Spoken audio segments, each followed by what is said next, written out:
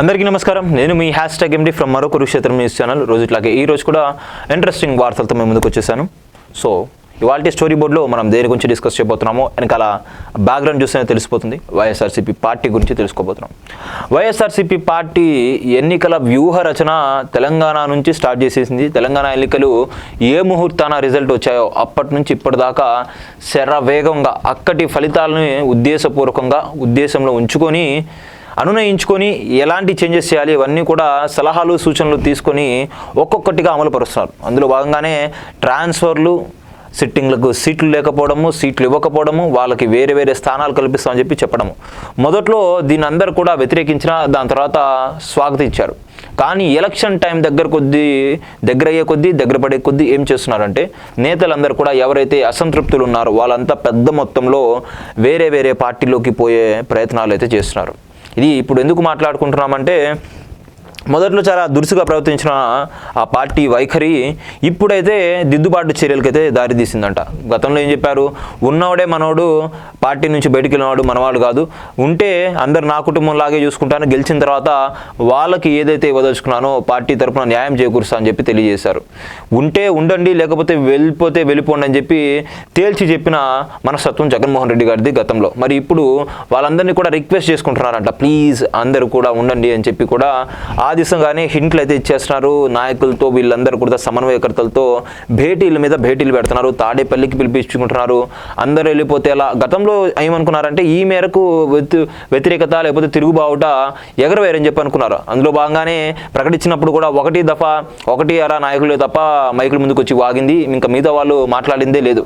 కానీ ఇప్పుడు election time దగ్గరకు వచ్చే కొద్దీ ఏం చేస్తున్నారంటే ఒక్కొక్కరుగా ఇటు నుంచి అటు నుంచి ఇటు అని చెప్పి ఏదో యాడ్ ఉంటుంది చూసారా, ఇటు నుంచి అటు నుంచి ఇటు అని చెప్పి కలిపితే టేస్టీ కాఫీ అని చెప్పి, సో అలానే చేస్తున్నారు వీళ్ళు కూడా, కలిపితే టేస్టీ విన్ను అని చెప్పి.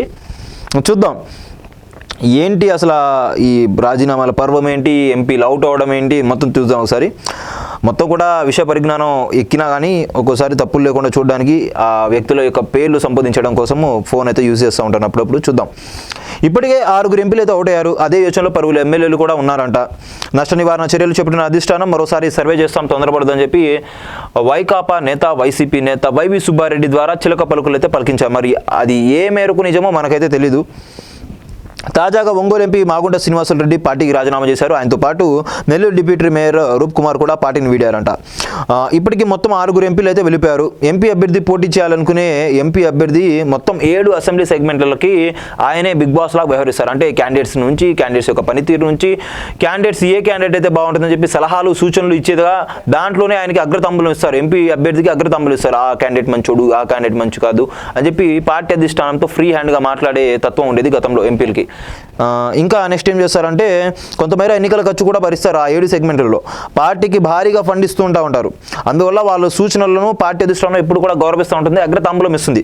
కానీ వీటన్నిటి కూడా భిన్నంగా వైసీపీ అధిష్టానం ఏం చేస్తుందంటే దాని యొక్క వ్యవహార శైలి వీటికి పూర్తిగా భిన్నంగా ఉందంట. ఎంపీలో కొద్దిమందికి ఇదే సమస్య ఎదురైందంట.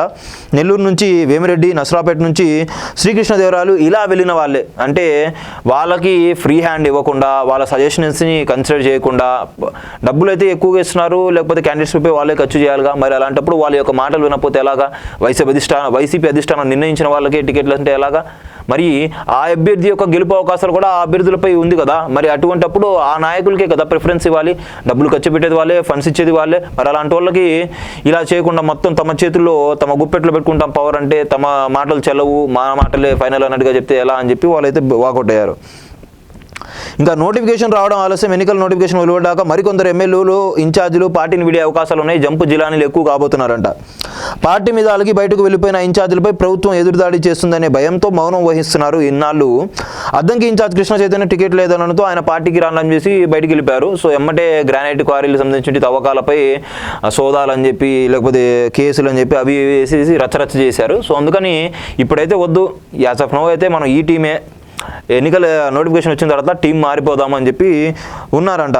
రైట్ ఆపర్చునిటీ కోసం వెయిట్ చేసిన వాళ్ళు చాలామంది ఉన్నారంట. ఇంకా వరుస పెట్టి పార్టీని పెడుతున్న నేతలతో వైసీపీ అధిష్టానం కలవరపడుతుంది. ఎమ్మెల్యేలు, ఎంపీలు, ఇన్ఛార్జీలు ఎడాపెడా మార్చడంతో ఇంకా ఎంతమంది వెళ్ళిపోతారన్న సందిగ్ధం అయితే నెలకొంది. ఒంగోలు ఎంపీ మాగుంటతో సహా మొత్తం 6 ఎంపీలు ఇప్పటికే పార్టీకి గుడ్ బై చెప్పేశారు. ఎన్నికల నోటిఫికేషన్ విడుదలయ్యాక మరికొందరు సిద్ధంగా ఉన్నారు దూకడానికి అటు ఇటు. ఇంకా వీటన్నిటిని కూడా దిద్దుబాటు చర్యలు ఏం చేయాలి? ఇప్పుడు వాళ్ళందరూ కూడా పోకుండా జంపు జిలానీలు కాకుండా అటు నుంచి ఇటు నుంచి కాకుండా ఏం చేయాలంటే వాళ్ళందరూ కూడా కూర్చోబెట్టి నచ్చ చెప్పాలి, సర్ది చెప్పాలి. ఆ బాధ్యతలేమో ఇలా పలికిచ్చారు. అందుకే జగన్ పునరాలోచనలో పడినట్లు తెలుస్తుంది. ఎక్కువ మంది బయటికి వెళ్ళిపోతున్నారని, ప్రస్తుత సమన్వయకర్తలే అభ్యర్థులు కాదని వైవి సుబ్బారెడ్డితో చెప్పించారు. మరోసారి సర్వే చేసి అభ్యర్థులను ఖరారు చేశాం, తొందరపడి పార్టీని వేడొద్దనే సంకేతాలు ఇస్తున్నారు. వైసీపీలో నెలకొన్న గందరగోళానికి ఫుల్ స్టాప్ ఎప్పుడు పడుతుందోనని నేతలందరూ కూడా వాపోతున్నారు. ఈ మేరకు పరిశీలకులు కూడా తెలియజేస్తున్నారంట. మరోపక్క ఇంకోటి చూసుకుంటే నియంతృత్వ పోకడా అని చెప్పి అది సీనియర్లకి నచ్చట్లేదని చెప్పి గతంలో చాలామంది అయితే చెప్పారు. ఇంకా ఏ రీజన్స్ ఉన్నాయి, వేరియస్ రీజన్స్ వీళ్ళందరూ కూడా వాకౌట్ అవ్వడానికంటే చూద్దాం. ఇక్కడ జగన్ తీరు నచ్చకే అని చెప్పి చాలామంది అయితే అంటున్నారంట, సీనియర్స్ అందరూ కూడా. ఏంటో అది ఇప్పుడు తీసుకుందాం. వైసీపీ అధినేత తీరు నచ్చకనే సీనియర్లు వెళ్ళిపోతున్నట్లు పార్టీ శ్రేణుల్లో అయితే చర్చ జరుగుతుంది.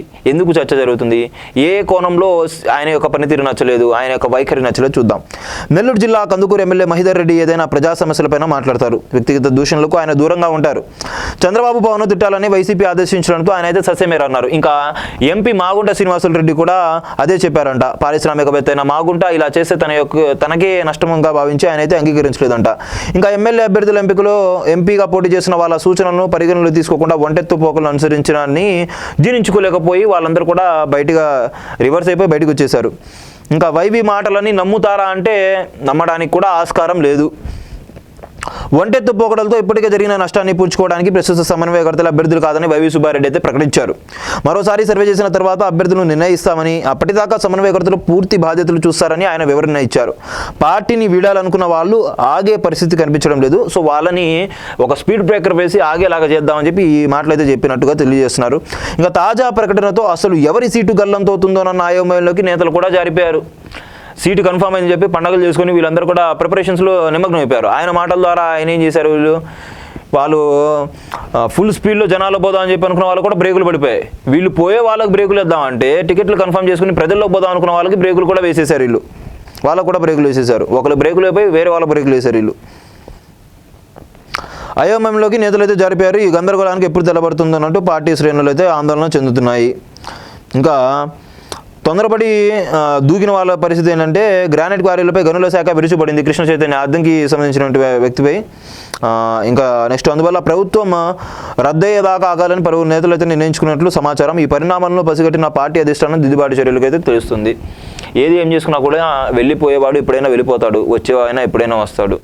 మీరు ఏదైతే బుజ్జగింపుల పర్వము లేకపోతే అది చేస్తాం ఇది చేస్తాం చెప్పి మాటలు చెప్తే కనుక నమ్మే వాళ్ళు ఒక 10 to 20% మాత్రమే ఉంటారు. యాజ్ ఆఫ్ నౌ మనకి చూసుకుంటే కనుక మినిమం టు మినిమం మనం చూసుకుంటే ఒక 10-12 ఎమ్మెల్యేస్ అయితే పార్టీని మారే అవకాశం ఉంది. ఇంకా ఎంపీలు అయితే ఒక్కళ్ళు ఇద్దరు మారితే నాకు వచ్చిన సమాచారం ప్రకారము చూడాలి. మరి ఎలక్షన్ నోటిఫికేషన్ వచ్చిన తర్వాత అటు నుంచి ఇటు నుంచి అటు ఎంతమంది ఉంటారో. ఇంకా నెక్స్ట్ ఏముంటాయండి, ఇంకా జంపు జిలానీలు వీళ్ళందరూ కూడా సర్వసాధారణమే. ఎటు మారినా ఎటు వచ్చినా అల్టిమేట్గా నష్టపోయేది కార్యకర్తలు నిన్న మొన్నటిదాకా నాయకులు జైకొట్టిన వాళ్ళు ఇప్పుడు వేరే పార్టీకి జైకొట్టాలంటే కొట్టలేరు.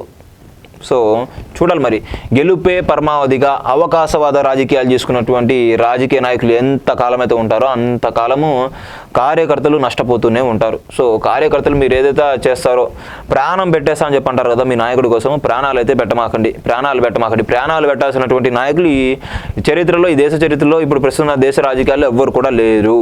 మీ యొక్క కుటుంబాన్ని మీ యొక్క బాధ్యత మీరే చూసుకోండి. ఏమైనా లబ్ధి చేకూర్స్తే తప్ప మీకు అన్నీ వాళ్ళే అని చెప్పి ముందుకు పోవడము, వాళ్ళపై కేసులు పెట్టినా మీరు వెళ్ళి గుండె చీల్చుకొని రొమ్ము దించుకొని ముందర నించోబడి లాఠీలు దండి మొత్తం చేయమాకండి. పార్టీలు ఏం మీకు కూడు పెట్టవు. కూడు పెట్టేది మీ కుటుంబము. మీ కుటుంబం కోసం మీరందరూ కూడా ఉండాలి.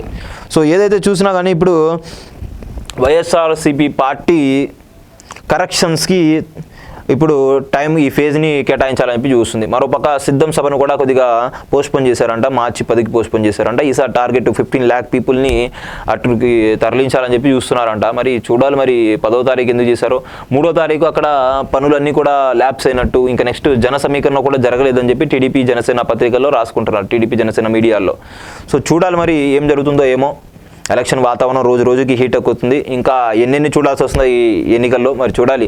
అందరూ కూడా సమయం కోల్పోకుండా మీ యొక్క లైన్స్లో మీరుండి ఎలక్షన్ సజావుగా సాగేలా మీ అందరూ కూడా సహకరించాలని చెప్పి కోరుకుంటూ ఓటు ఒక బాధ్యత. ఆ ఓటుని సరైన నాయకుడికి వేయాలి, రాష్ట్ర దేశ భవిష్యత్తుకి ఉపయోగపడేలా వేయాలి. న్యూ ఓటర్స్ ఎవరైతే ఉన్నారో వాళ్ళందరూ కూడా ఒక్కసారి గుండెలు నిండా ఆలోచించి ఏ నాయకుడు అయితే మంచి చేస్తారో ఆ నాయకుడికి ఓటేయండి. డబ్బులు తీసుకుని అస్సలు ఓటేయమాకండి.